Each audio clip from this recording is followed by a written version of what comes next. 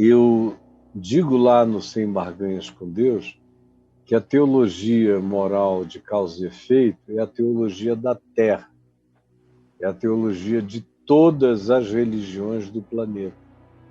Então, ela não é só a teologia que você encontra no Velho Testamento, em muitas expressões do Velho Testamento, aquele tipo de Senhor, se tu fizeres isso por mim, eu farei isto por ti.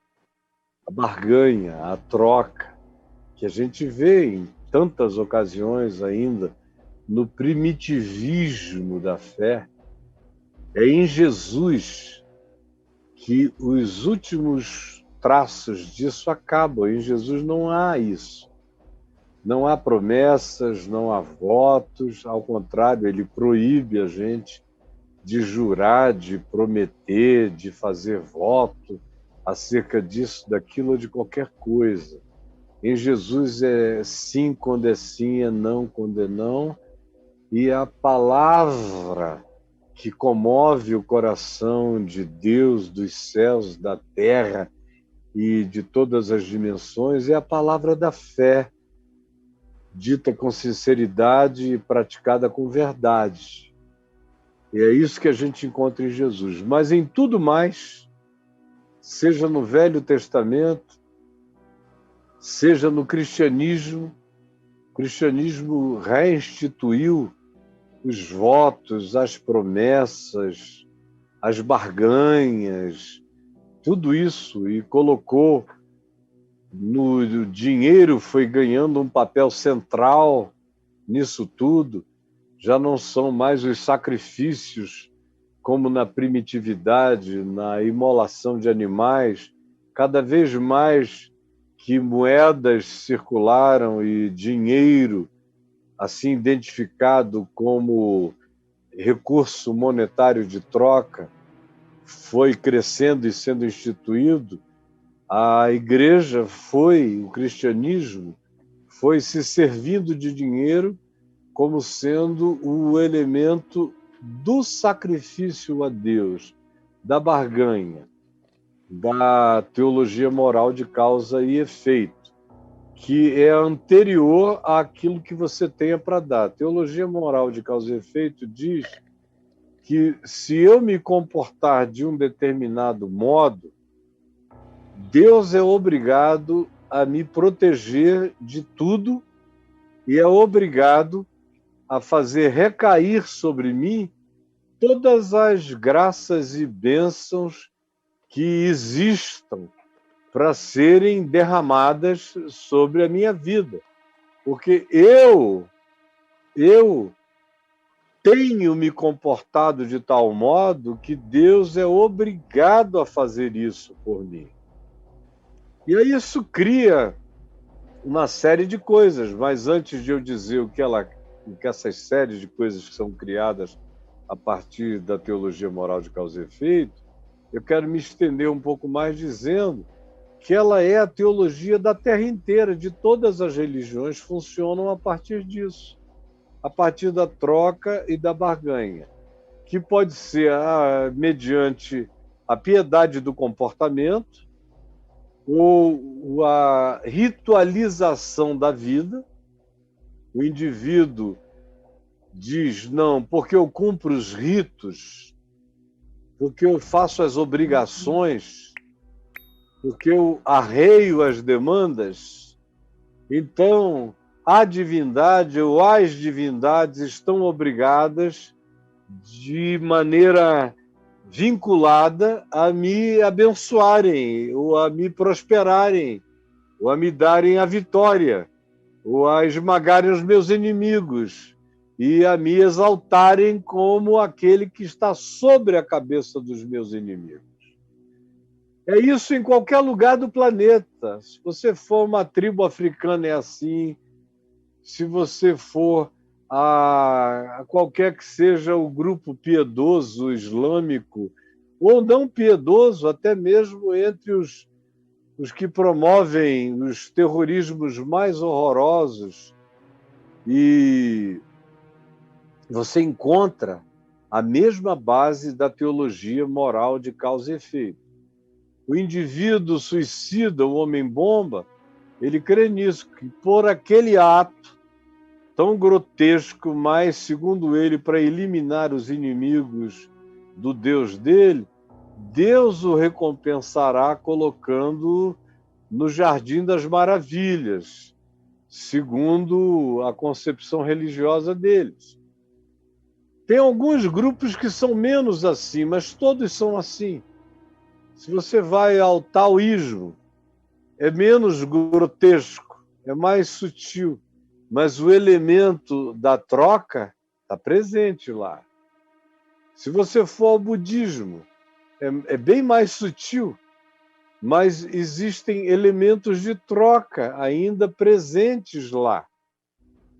Se você for a qualquer outra manifestação religiosa, você vai encontrar o aspecto da troca baseada no seguinte: eu sou piedoso, eu sou misericordioso, eu sou generoso, eu sou mais humano do que os demais humanos, logo Deus vê essas minhas manifestações de natureza moral, que é de uma moralidade superior, de uma ética superior, e porque ele vê isso, ele se obriga a derramar sobre mim o meu desejo maior e a me proteger das minhas calamidades. Todo mundo pensa assim, todo mundo sente assim. Isso é universal. Por isso, tanto no Enigma da Graça quanto no Sem Barganhas com Deus, eu chamo isso de religião da terra. Era a religião dos amigos de Jó, no meu livro Enigma da Graça, que eram aqueles indivíduos que diziam: bom, se tu estás sofrendo todas essas calamidades, ô Jó, é porque tu fizeste algo muito mal, porque Deus recompensa aos que fazem coisas boas. E é justamente por causa dessa premissa que as pessoas, em primeiro lugar, vão se tornando hipócritas. E elas entram também no mecanicismo. Na realidade, a primeira manifestação é a mecanicista. É o cara que acha que quando ele faz aquela roda girar, sejam as rodas de oração, sejam as rodas de novena, sejam as rodas de terço, sejam as rodas de campanhas em algum lugar, sejam elas de que natureza sejam as viagens de peregrinação, seja para Meca, seja para o Muro das Lamentações, seja para a Mesquita de El-Aqsa, seja onde seja o lugar do seu circundar, da Caaba que você roda em torno dela, dizendo depois da 22ª volta, a graça de Deus, o Deus vai começar a derramar as coisas, porque foi o pacto que eu fiz com ele. Ou seja, porque você cumpre um rito, e você faz isso todo dia, ou você faz isso várias vezes por dia, isso é o mecanicismo. É a mecânica da bênção, que é também uma teologia moral de causa e efeito, baseada só que na repetição litúrgica, ritualística, que só praticam os que são seres de uma natureza superior em relação a Deus. E aí o que isso causa? Isso causa de cara a superficialidade. De início o indivíduo ainda faz com sinceridade, mas dentro de um tempo ele vai entrando no mecanicismo. E o mecanicismo vai produzindo hipocrisia. Chega uma hora que ele acha que se ele fizer aquilo em si, é como um remédio que já carrega em si próprio as medicinas que me curarão, se eu crer ou não. Se eu crer, melhora. Se eu não crer, vai fazer efeito a si mesmo. Eu acabei de tomar aqui uma Neosaldina, porque eu amanheci com dor de cabeça e com a garganta dolorida. Eu estava meio incomodado. Eu nem estava pensando mais na Neosaldina que eu tomei, eu não tive que me concentrar nela. Mas ela vai fazer efeito dentro de mais uns 15 minutos, muito provavelmente. Então, para algumas pessoas, o rito religioso, a mecânica religiosa, o culto religioso, tudo isso é a mecânica ritualística que realiza o que eu estou buscando, que obriga Deus a, contratando comigo, cumprir o que está nos termos do nosso contrato de promessa e de dívida divina para com o cumprimento da minha promessa. E aí eu vou entrando, depois de um tempo, num estado de hipocrisia, porque eu já começo a fazer aquilo só por fazer. E tem também aqueles, semelhantemente aos amigos de Jó, que dizem não. Gente superior moralmente é protegida de calamidades. E aí o que acontece? A pessoa tenta viver uma moralidade religiosa acima dos demais, aí o filho aparece com leucemia, a mulher dele tem um problema na mamografia e descobre que está com câncer no seio, e ele próprio alcança os 55 anos de idade, aí de repente está com um problema de próstata, suspeita de câncer, e ele faz tudo o que dizem que é para fazer. Quando essa teologia não causa hipocrisia, ela causa descrença depois de um tempo. Cobrança amargurada, que se transforma em decepção e que depois vira, e no caso de algumas pessoas, se transforma em descrença total. Alguns passam a se declarar ateus, ou outros não se declaram nada, mas se tornam cínicos, completamente cínicos. Alguns continuam a fazer o que antes faziam, a dizer o que antes diziam, mas eles não creem em mais nada. Além do que, a pressuposição dessa teologia moral de causa e efeito é a coisa mais fajuta do mundo, porque ela pressupõe que eu constranjo Deus com os meus atos e minhas ações, minhas declarações, meus ritos, meus sacrifícios, minhas devoções, meus dinheiros consagrados. É uma divindade que se curva, que se dobra a essas ninharias dos seres humanos mais mesquinhos. Porque o cara tem que ser mesquinho como ser humano para colocar isso antes de tudo e acima de tudo. A pressuposição é que Deus é do tamanho da nossa maior mesquinharia humana. E aí vai virando esse tal Deus uma coisa nojenta, diabólica, um Deus satânico, um Deus horrendo, um Deus para além do feio, um Deus para além da descrição. Sem mencionar ainda que a realidade humana não é assim. E que eu estou aqui amando a Deus, servindo a Deus, mas não é para que eu fique livre de qualquer mal. Eu posso ser acometido por um mal físico, um mal, uma enfermidade, eu posso morrer de algo assim, como a Bíblia diz que o profeta Eliseu, que era aquele homem que curava, ressuscitava mortos, purificava o Rio Jordão, a nascente paralela, para dar água boa, que trazia profecias, que sabia onde estavam os inimigos de Israel. Era um cara que tinha um GPS no espírito para saber de tudo e aonde estavam os antagonistas do povo de Israel. Enfim, é esse homem extraordinário, mas que morreu de uma doença incurável. Ele curava os outros, mas não curou-se a si mesmo. Por quê? Porque uma coisa é uma coisa, outra coisa é outra coisa. Às vezes a gente vê gente doente, gente morrendo, mas que ora por algumas outras pessoas que estão muito mal e até morrendo, impõe as mãos e o moribundo é curado, enquanto o curador morre. Como Jesus disse no final do Sermão do Monte. Ele disse que você obedece, ele manda que a gente obedeça a cada um daqueles princípios que são todos filhos do amor. Quem ama, pratica aquilo ali.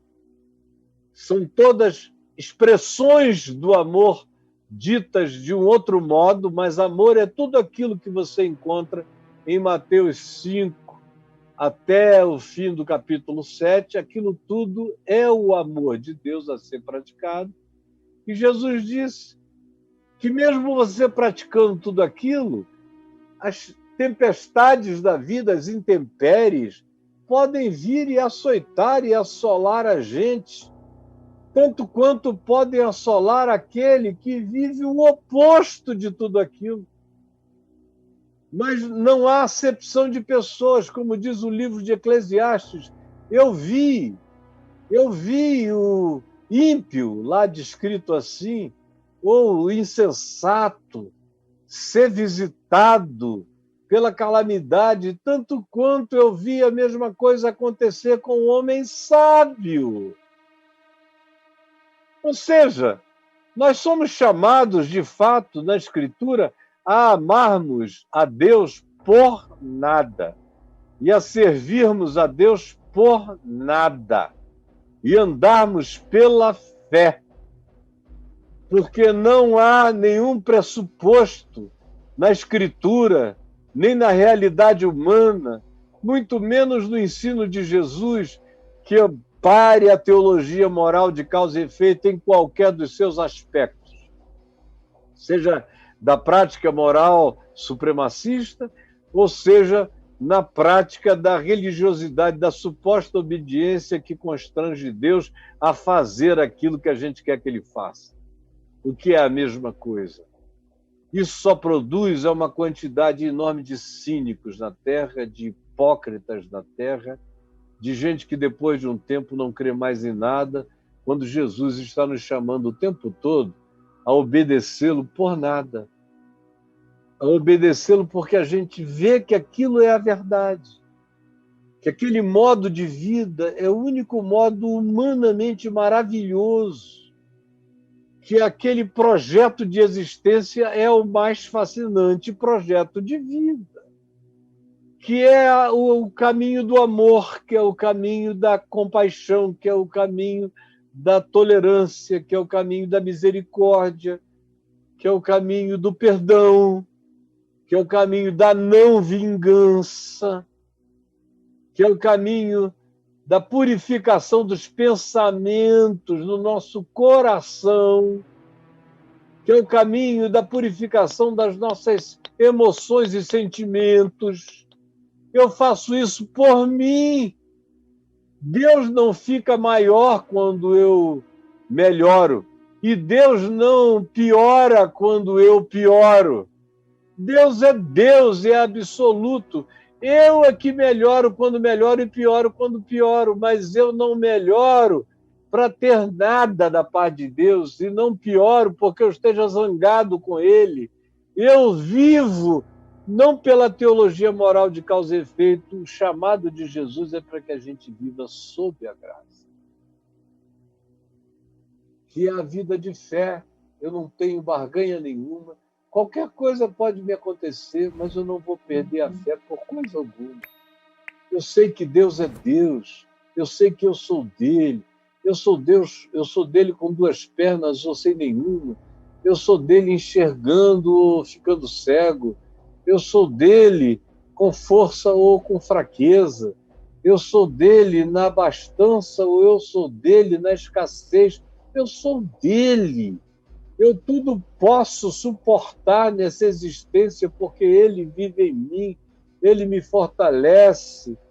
E eu digo, não como uma poesia frouxa na minha boca, mas como uma declaração da minha existência. E até aqui, conquanto a misericórdia de Deus tenha me dado tanta coisa que eu nunca busquei. Eu nunca busquei nada. Eu me converti, eu pensei que eu ia morar numa casa da Coab, uma pequenininha, com telhado ruim, baixo, de amianto, com banheiro no fundo do quintal, lá no Parque 10, em Manaus. Era o meu sonho. Se eu tiver uma casinha assim para botar minha mulher, meus filhinhos dentro, está tudo muito bom. Eu não pensei em ser grandioso, eu não pensei em nada disso. Meu primeiro sonho ministerial foi ser pastor numa igreja num bairro pobre de Manaus, no bairro do Educandos.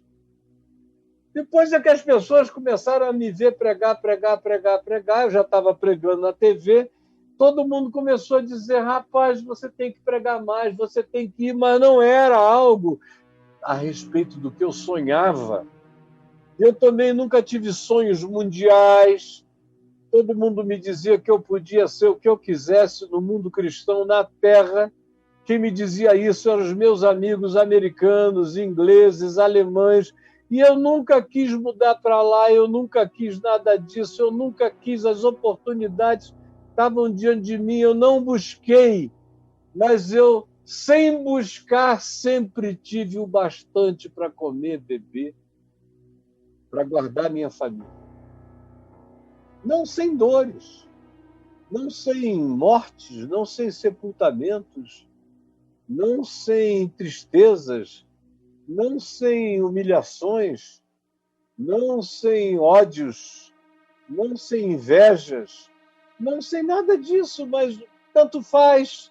Ter ou não ter, para mim, não é a questão. Eu não estou nem na de Shakespeare. Eu sou em Cristo e não tenho questão. Se eu tiver mais, eu dou o mais que eu não preciso. Se eu tiver menos, não tem queixa no meu coração. Eu já vivi com tão menos. Por isso, quando eu digo ainda que a figueira não floresça, nem haja fruto na vide, e o produto da oliveira mente, os campos não produzam mantimentos, todavia eu me alegro no Senhor, no Deus da minha salvação. Eu não estou de blá, blá, blá. É o que eu tenho vivido, eu não tenho tantos anos de vida ainda pela frente, mas eu vou viver cada dia da minha vida, com a graça de Deus, pela fé, para declarar com a minha vida a verdade dessas palavras, como tem sido até aqui e até o dia de hoje. E com a graça de Deus, nada mudará. Nada mudará. É claro que eu quero que todos os meus filhos me sepultem. E é uma coisa totalmente inversa à natureza da existência, o contrário, como pai sepulta filho. Mas ainda que eu tivesse que sepultar todos os meus filhos juntos, no meu coração não haveria questão, eu não tenho questão. Não tenho questão, eu não estou sendo... Deus sabe que eu não estou sendo nada, eu só estou sendo sincero. Eu não tenho questão. Meu coração está satisfeito dessa graça. De onde me vem o que Deus acha que o meu ser precisa. Eu recebo esse favor divino. Eu me alimento disso e vivo pela fé. Não é por causa de nenhum favor que eu tenho fé. Não, eu tenho fé. A fé já é um favor divino. A fé em mim já é a graça, já é o favor me dando o que eu não teria. E viver com fé, saiba, meu amigo, minha amiga, é a maior riqueza que um ser humano pode ter para experimentar na vida.